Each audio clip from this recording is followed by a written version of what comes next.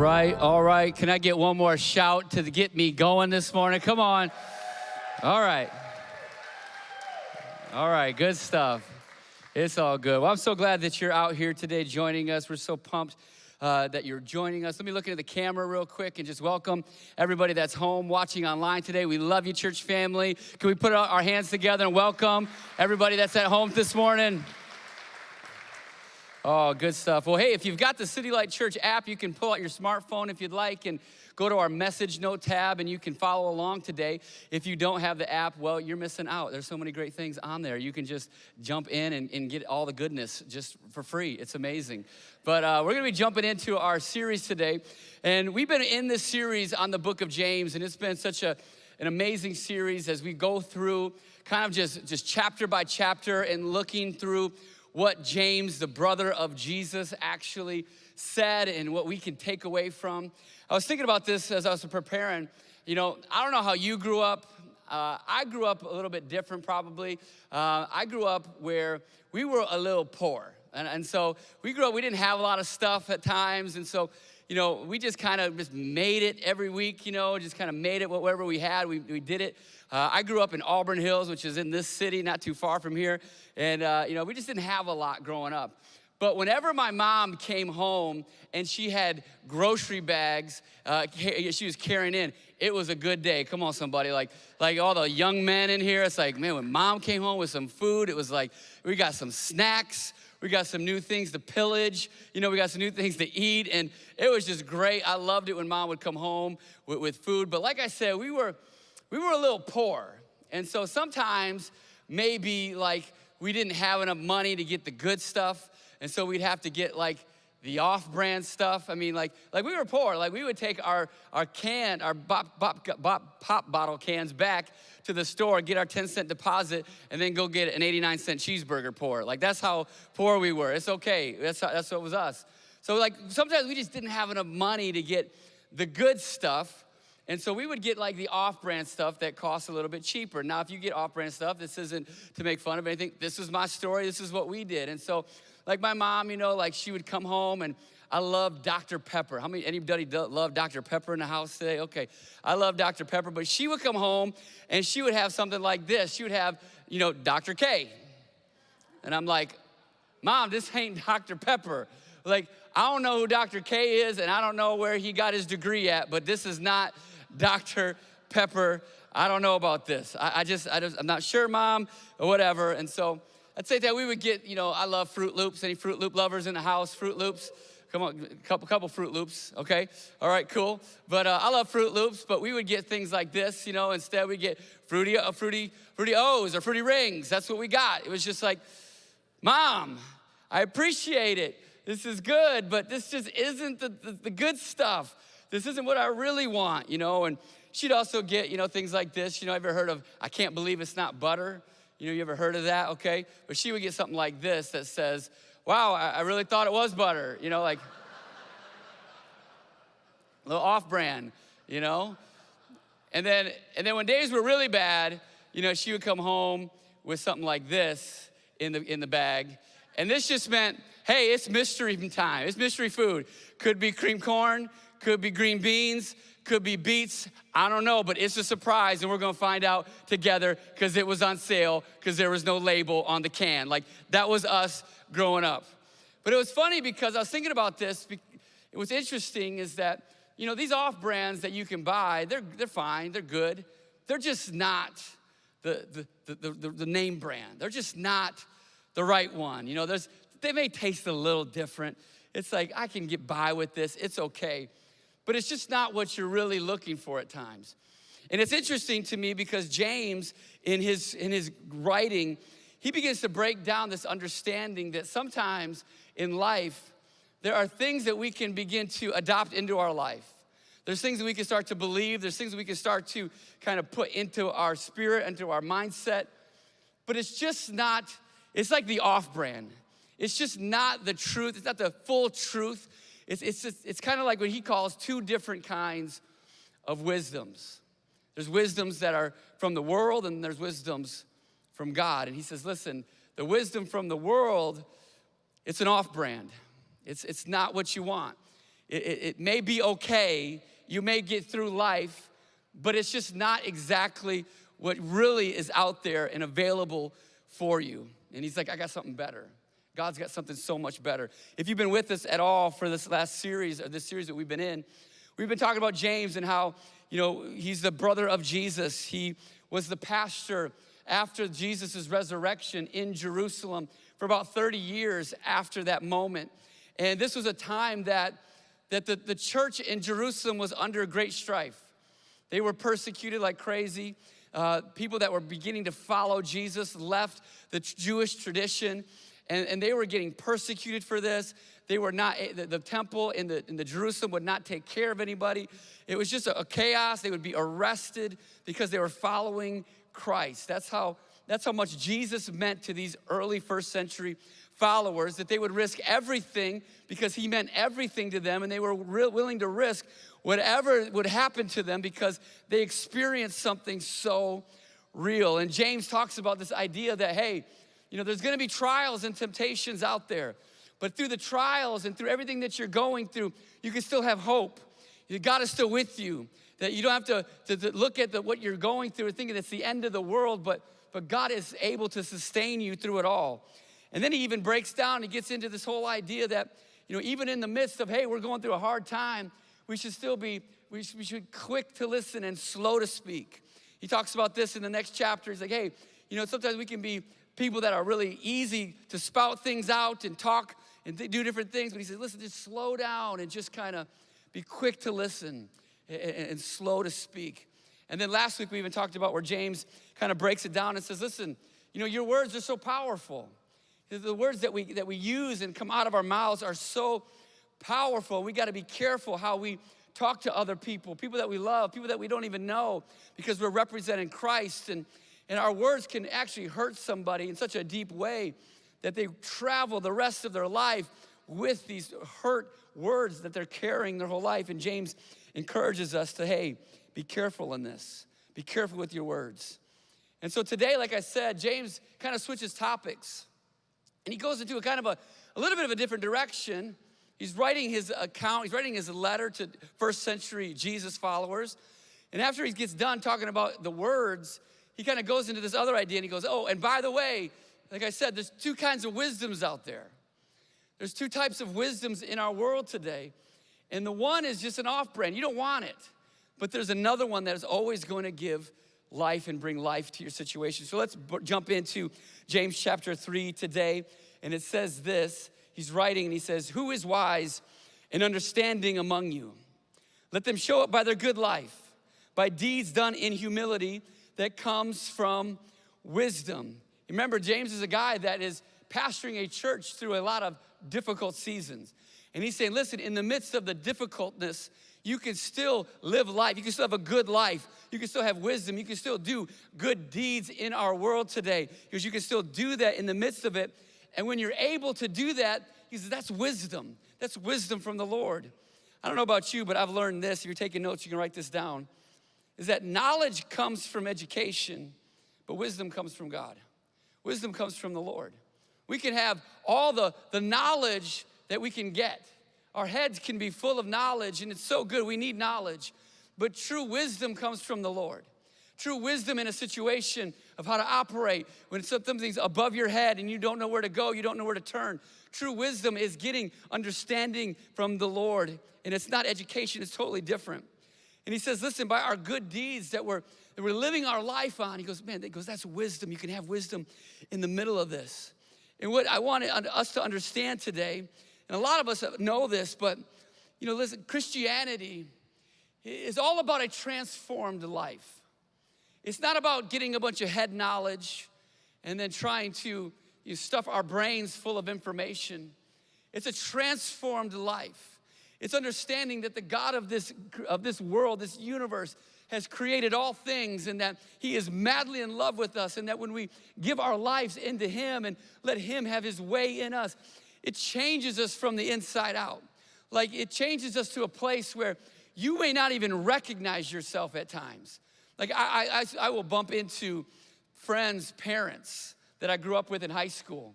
Like, I'll be at the store or somewhere, and I'll see a friend's parents that I used to know back, in high school.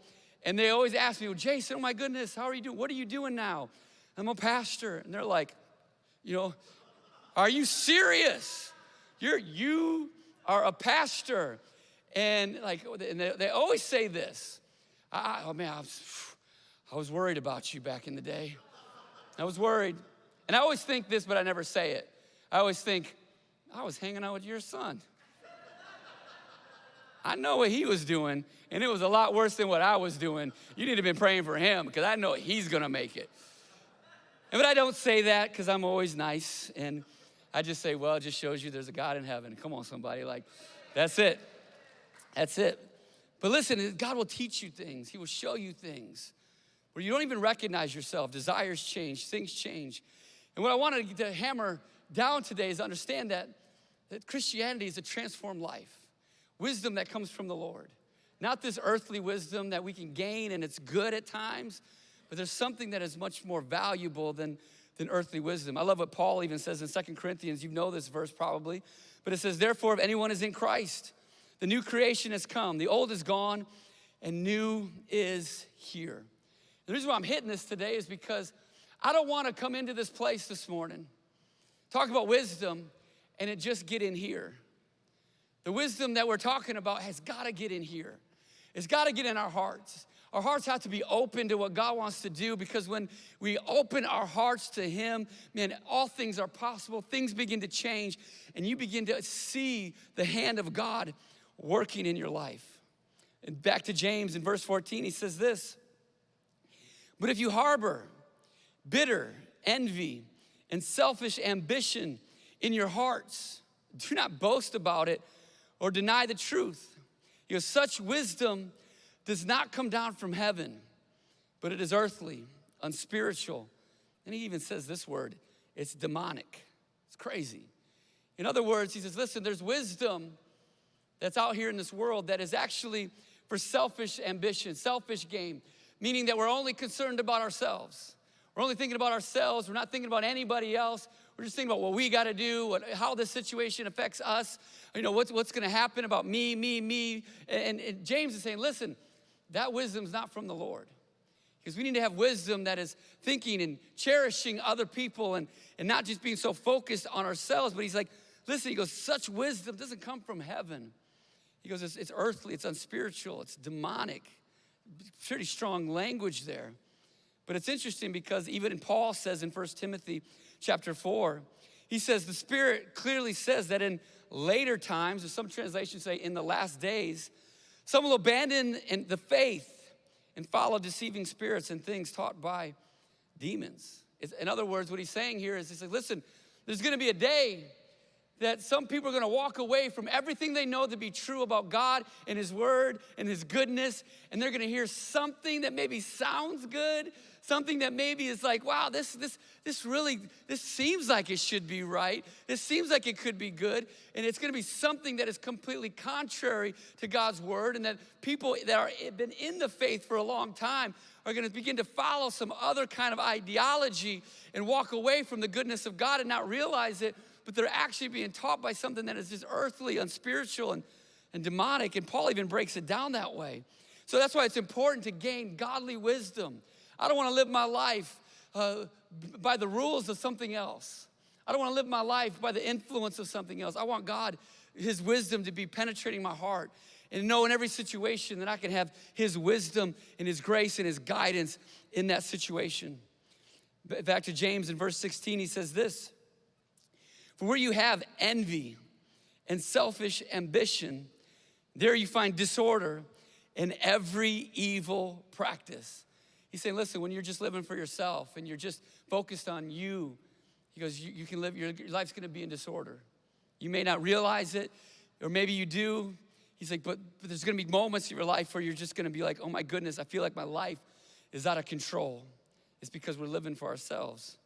Verse 17, he says, but the wisdom that comes from heaven, now this is the other wisdom, is first of all pure, then peace-loving, considerate, submissive, full of mercy and good fruit, impartial and sincere, peacemakers who sow in peace reap a harvest of righteousness. And so what I want to do this morning is I just want to look at these 6 things that James says is wisdom from the Lord. I want to break it down for us today so we can kind of look at it, how we can apply it to our own lives and say, how can we apply the godly wisdom inside of our hearts so that we aren't duped to something that's just an off-brand, but something that's good and true and that can be trusted and that will never let you down and can be faithful in your life all your days. So if you're taking notes today, number 1, you can write this down. That's simply this. It says, the wise have a pure heart.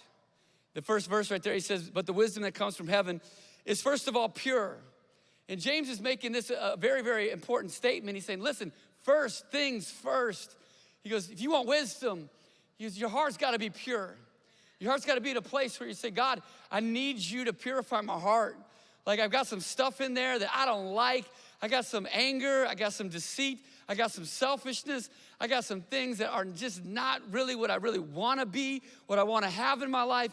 And God, I need you to purify my heart.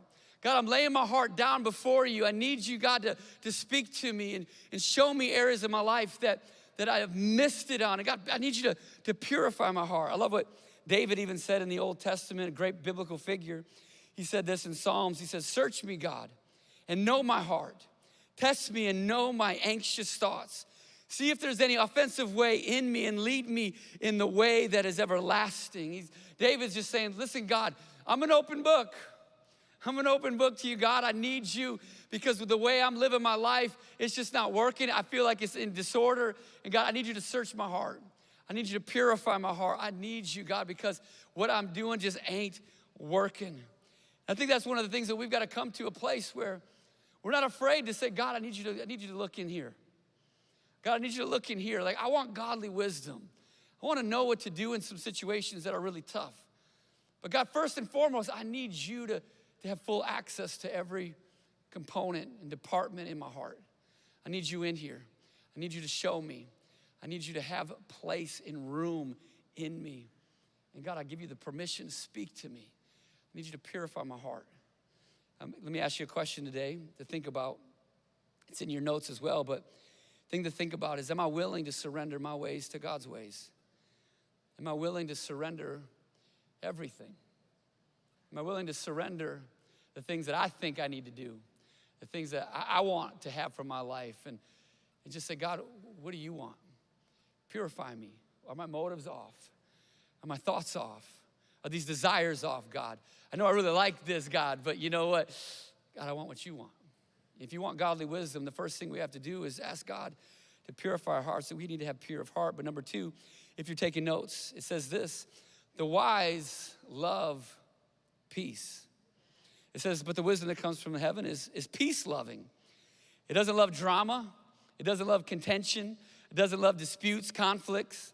The wisdom that is from God, it loves peace. And I think about our world today, and we are obsessed with some drama. Come on, somebody. Like, we're just obsessed with drama. Like, you go on Facebook and read the comments just for entertainment, right? Come on, like, it's like, look at all the arguments. Look at all the people saying stuff. Like, it's crazy out there. And if you don't believe me, just go on Facebook and have an opinion, and you'll get a backlash, okay? Like, you can go out there and say something stupid. You can go out there and say, I think orange is the best color ever. And then all the blue people are gonna come out of the woodwork and be like, no. Blue is way better than orange. And then all of a sudden the green people are gonna parachute in and they're gonna hijack the conversation. They're like, oh, green is the best color. And then you got the fuchsia people, I don't even know where they're from, and they come in and tell you how good fuchsia is and that you're missing everything. Like, it's just crazy how people can get so argumentative over the most ridiculous things in our society today. And it's like, we love contention, we love arguments, we love all this stuff.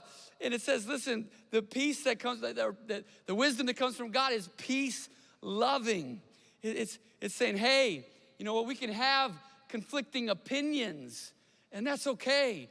I want peace more than I want to be right. I want to have peace with you than more than I want to prove my point of view to you. I want to have peace.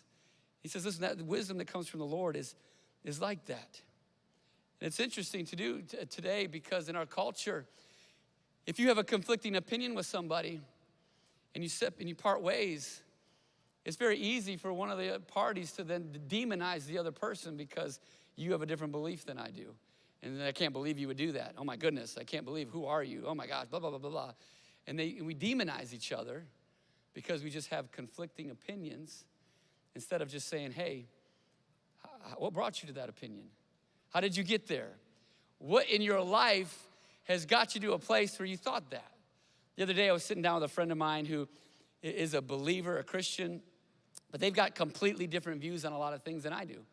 And I sat down with this person, I just said, hey, tell me your story. Like, tell me, what do you think about this? And how is it, how did it go, how was it growing up for you? And I asked them all these great questions. And this person just told me their entire story. And I didn't ask them questions so I could interject my opinion and prove my way and show them how I'm better than them and my way is right. And I didn't ask them, I just wanted to hear their story. I just wanted to see what brought them to this place in their life. I just wanted to hear, because listen, whatever I say could never change nobody. Whatever we could say, only God can change a person's heart. But at the same time, as I'm listening to this person, I'm not being arrogant and presumptuous that I know everything. I'm saying, God, change me as well. If I've missed it, if I've missed something in this whole situation, if there's something you want to teach me right now, God, like I want to be open. I want to hear truth. I want to get better in understanding where other people are coming from. I don't want to just create discord and an argument, but I want to bring peace in the middle of the situation. I want to have peace with somebody more than trying to be right. I love it. Proverbs chapter 20 says this: it is to one's honor to avoid strife, but every fool is quick to quarrel. I love that. Now, I'm not saying that we need to avoid hard conversations, because we need to have hard conversations at times. There's just sometimes you got to sit somebody down and what I call have a coming to Jesus meeting. Come on, somebody. Like, we're going to talk. We're going to get it all out there. But we can do it in a way that's honorable, respectful. We can do it in a way where we bring peace even when we disagree. Because I was thinking about this. I wrote this down. You can write this in your notes as well. But conflict cannot continue without my participation. Think about that for a second. Conflict, in whatever situation you're in, can't continue if you don't participate. If you want to be a peace bringer and bring peace to the situation, listen, conflict can't be there if you don't bring the conflict with you. If you say, I'm going to leave my conflict at the door and my focus is peace and understanding in the situation, listen, we can be, that's wisdom from the Lord.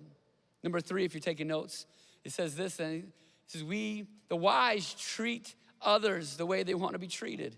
It's the golden rule, right? It says this: the wisdom that comes from heaven is considerate. It's considerate. I love it because another translation says it's gentle. The wisdom that comes from the Lord is gentle. It was funny, over Christmas, my wife had this great idea where she wanted to get the kids a Christmas present, and she wanted to get my kids a cat. And I've been against cats my whole life. So if you're a cat person, God bless you. And I just like, I don't want a cat. We got a big golden retriever already. I don't want a cat too. And then she went and visited them, and then she came home and she said, I picked one out. And I'm like, oh, cool. She goes, actually, I picked 2 cats out. You're getting 2 cats. Yay! And I'm like, oh my goodness, are you serious right now? Like, are you ridiculous? And so we got one for each kid, right? And who takes care of them? My wife does. Okay. And so like my daughter's got her own cat. It's a girl cat. She named it Eleanor. I don't know why. I'm like, Eleanor? Okay, cool. Eleanor. All right. And so, but she takes this cat and she like takes it all over the place, She's like going, like she dances with it. She like goes everywhere with this thing, and like I'm watching her and I'm like, sweetheart, Eleanor's alive, but maybe not for long. Like, you gotta be careful. She is not a stuffed animal. You can't just like throw her around and like put her under the car. Like, she can suffocate, sweetheart. Like, she needs air to breathe. Like, she's alive. I'm like, honey, you gotta be gentle with her because she's a kitten. She's getting bigger, but she's kind of like the runt of the litter, I think, too. But she's a sweet, my watch is talking to me. But I'm like, geez, you gotta be careful with it. And I was thinking about this. It's like when we're in a conversation with people and when we're in relationship with people, wisdom is gentle. It's actually gentle to each other. We treat people the way that we want to be treated. It's considerate. And what I mean by considerate is it's kind, it's understanding, it's selfless, it's sympathetic, it's respectful. These are all things that you would want somebody to give to you, right? And how come we don't sometimes give them to other people? Like I said in that story earlier, I talked to this friend of mine, and I wanted to be so sincere, and I wanted to be so considerate, and I wanted to listen, I wanted to understand them, and I wanted to engage with them. And I began to think, wonder if my life, if I grew up like them, I wonder if I would have the same perspective of them as they do. If I walked a mile in their shoes, I wonder if I would see things like they see it. And it helped me because I wanted to be gentle with them. I didn't want to come in and just tell them everything that I thought about that topic and throw out my opinion and sever a friendship and a relationship. But I wanted to be gentle. I wanted to be gentle. I wanted to be considerate in the midst of that situation. If you're taking notes, you can write this down. Can we be respectful even when we disagree with each other? Can we be respectful even when we disagree? And I'm talking about everything. I'm talking about politics to Bible to you name it, to the way you raise your kids, to the color that is your favorite color. Like, can we be respectful in everything? And say, you know what, I want to be, even though we disagree on this topic, my goal is to be in communion with you, to be in relationship with you. Can I be respectful even when we disagree? Number 4, if you're taking notes, you can write this one down too. The wise are willing to yield. The wise are willing to yield. It says this, it says, but the wisdom that comes from heaven is submissive. Is submissive, meaning that it's not stubborn. It's not, I have to be always right. It's not, I'm gonna fight this argument to the death. Wisdom from the Lord is coming to a place in a situation, a relationship where you say, you know what, I'm gonna yield. I'm gonna take a break on this because I love you so much and I don't wanna sever this relationship, so wisdom says sometimes I need to yield and just back up because I don't want there to be a situation where I lose my influence in relationship with you. I was talking to a friend one time, and I never forget, they said, you know what? I'd rather win an argument than say that I was wrong. And I'm like, really? Like, even if you're wrong? Yeah, I'd rather win the argument. And now he's divorced. And so it's like, well, you got what you want. You won the argument, but you lost the relationship. And that's what I think sometimes in life, you got to have godly wisdom to say, no, I need to yield in the situation. I need to be submissive in the situation. I need to come back and say, you know what? Maybe this isn't the time to push this topic or my opinion on this matter, but I just need to yield in the situation. If you're taking notes, you can write this down. Simply, am I reasonable? Am I reasonable? Do I yield or do I always have to get my way? Do I always have to be right? Do I have to be right for the sake of whatever I'm gonna burn down around me, but I'm gonna be right? Sometimes we just gotta step back and yield and say, I want godly wisdom in this situation. Number 5, if you're taking notes, this is the 5th one. The wise minimize the mistakes of others. The wise minimize the mistakes of others. It says, but the wisdom that comes from heaven is full of mercy and good fruit. Wisdom that comes from the Lord is giving people a second chance. Giving people a second chance.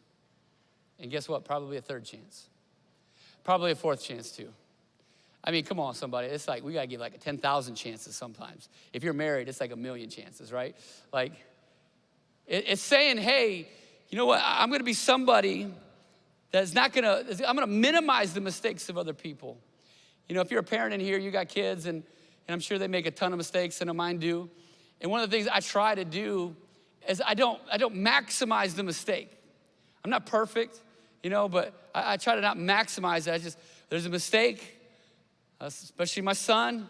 I'm like, okay, what'd you learn? Okay, what are you gonna do differently next time? All right, you ready to move forward? All right, cool, me too. I'm not gonna sit there and harp on something because I don't know about you, but when I blow it, when I make a mistake, I don't need nobody to come up and go, wow, you really blew that one. You know, wow, what were you thinking? You know, like I don't need that, and I'm sure you don't need that either. But sometimes we can do that to people, right? Wow, where was your head on that one? Like we can say some things, and when you think about it, is it really that big of a deal? But the wise is full of mercy, full of good fruit. I was thinking about this too. I heard somebody say this a long time ago. It said, forgiveness is truly this: I forgive you, and I'm never gonna bring it up again. Like, that's forgiveness. Forgiveness isn't, I forgive you, but then the next time it's like, yeah, you always do that. Yeah, remember the last time you did that? Remember, yeah, remember like 5 weeks ago when you said this? Yep, yeah. Like, true forgiveness is saying, I forgive you, and I'm turning my back to that moment. And I'm being vulnerable again. I'm being open again. And I'm saying, I'm giving you a second chance, giving you another moment. I love this. I just look at it like this. I'd rather stand before God having loved too much than judge too harshly. I don't know about you. I'd just rather stand before the Lord one day and God be like, man, you loved a lot. You loved my people a lot. And I'm like, yeah, God, that's what I wanted to do. I'd rather stand before God and love too much than to judge too harshly. So think about this question. If you're taking notes, you can write it down. What do I need to stop bringing up? What do I need to stop bringing up? What do you need to stop bringing up in your marriage? What do you need to stop bringing up at work with your boss or that other employee that's in your cubicle or on the Zoom call or whatever you do right now? What do you got to stop bringing up with your kids? What do you got to stop bringing up that maybe is a reminder to even you about the past that still haunts you, that you walk with, that hurts you, that somebody did that? What do you got to stop bringing up?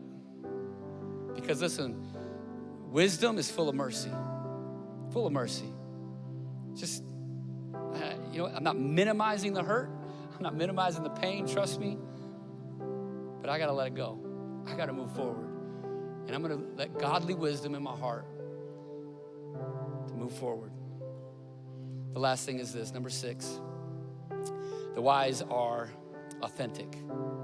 The wise are authentic. It says this, but the wisdom that comes from heaven is impartial and sincere.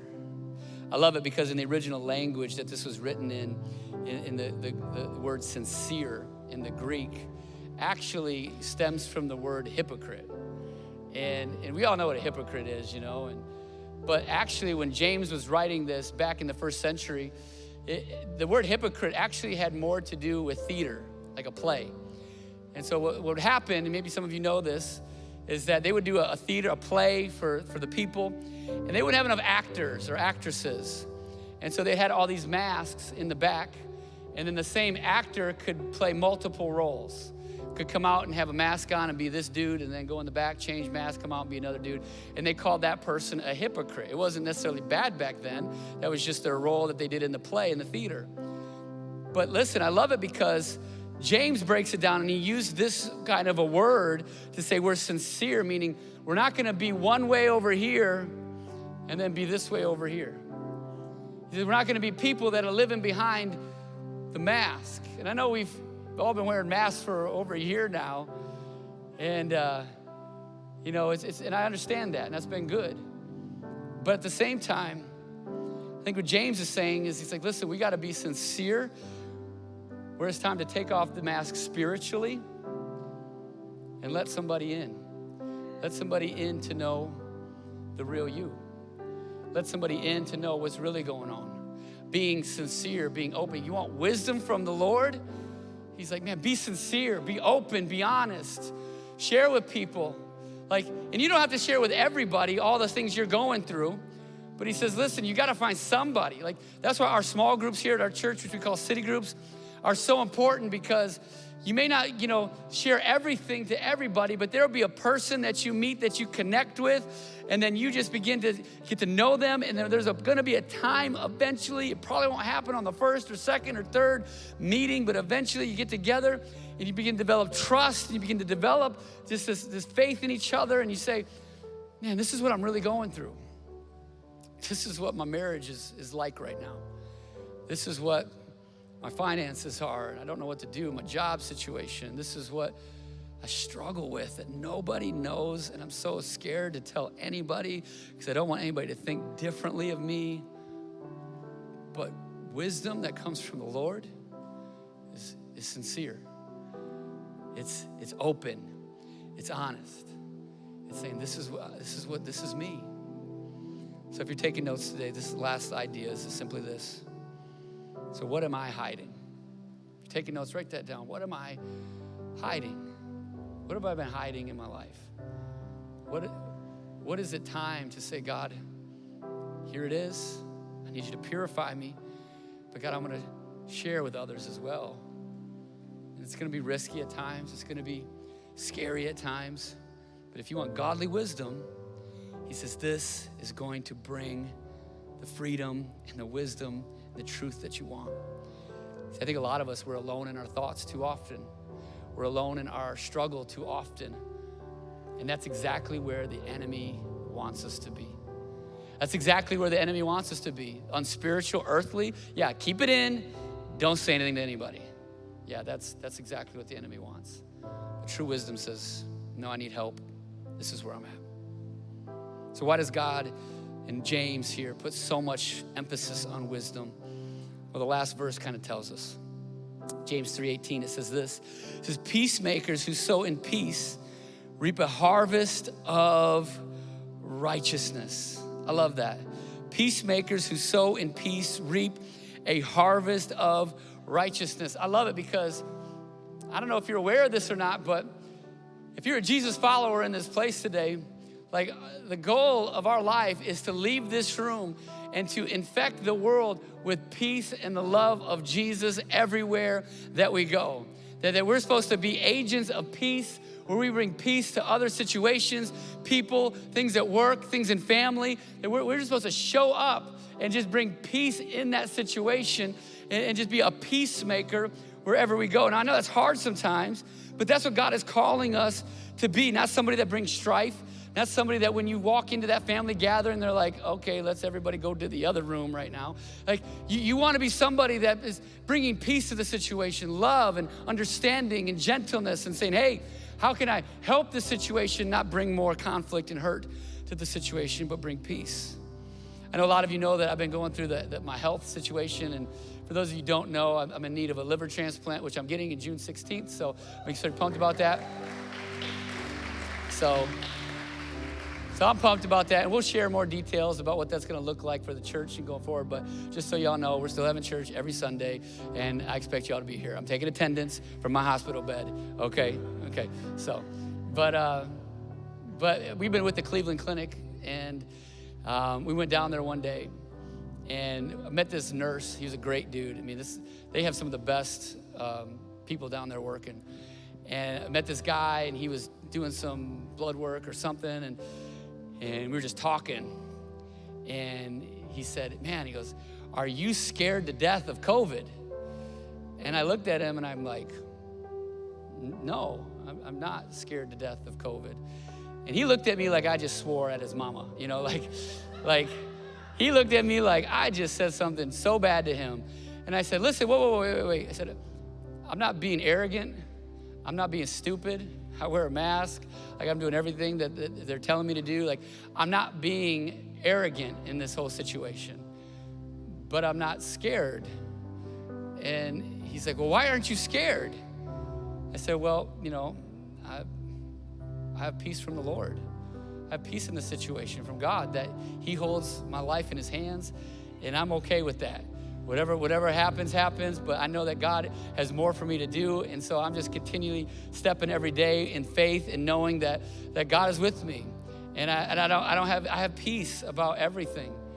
And people even ask me, are you nervous about the transplant? I'm like, no, not really. I'm good. I'm excited about it, actually. And I remember because this guy looks at me and he goes, and he says what a lot of people say to me when I tell them I'm a Christian or a pastor. Well, I used to go to church, but I don't anymore. I kind of got out of it. When I was little, I went and stopped going. And I said to him, man, I completely understand that. I know a lot of people, I myself even did that at a time in my life.